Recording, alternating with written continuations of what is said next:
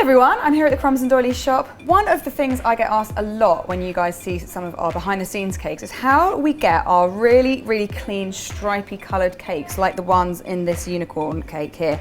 Really clean and multicoloured and perfect, and Dane is over at HQ to show you exactly how we do it.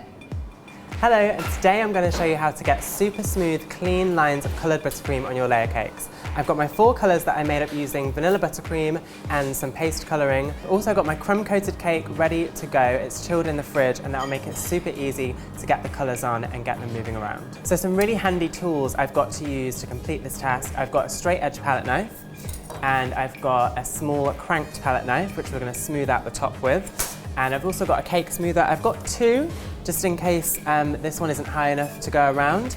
And I've also got, we call them sprinkle trays here, but just a nice straight edge tray that we can use to scrape our smoother on. So I'm going to be putting 4 colours on my cake. You can do as many different colours as you like. The only thing to remember is to space them out evenly so that you can fit all of your colours on the cake. So I'm just giving my buttercream a little extra mix just so it's nice and smooth and pliable to apply to the cake and it's not got any huge air bubbles in there. So once you're happy with the consistency of your buttercream, let's get it on the cake. I'm going to use my straight edge palette knife and let's get started.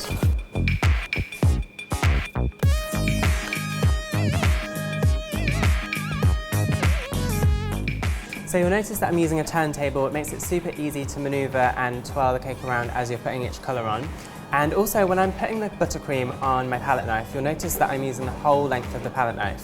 That just makes it so easy that when you put it on, you can glide round and kind of go in one motion rather than having little bits at the end and having to keep put it on. Okay, so once I've got my first ring of colour on my cake, I'm going to use the tip of my palette knife just to cut along the top edge of the first colour, and that will give us nice clean lines on each stripe. So once you're happy you've got a nice straight line around the whole cake, we're going to move on to putting our next colour on.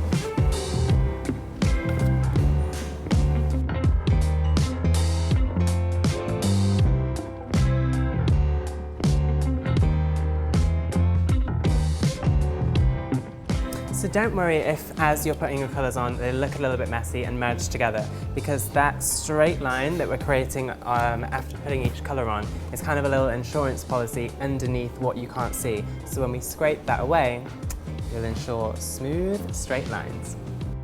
We're going to get our last colour on now, and it's a little bit different from the other ones. We're going to start from the top and then work it out to the sides. So now we've got the pink on, you'll notice that I'm using the small cranked palette knife. It just helps because the angle that our hand is, it stops our hand getting in the icing. So I'm just working the icing out towards the edge and then we'll use the excess that's hanging off just to wiggle around the sides. So once I've got all of the icing around the sides, you'll notice there's like a little collar around the cake. So I'm just going to use the edge of my palette knife just to bring those little bits in and scrape the excess icing away.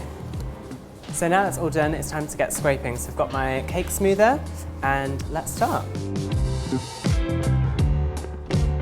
So I've got a lot of excess icing on my cake smoother, so this little tray that I had earlier comes in handy because I can just wipe it off onto here and it's a straight edge, and now it's super clean again.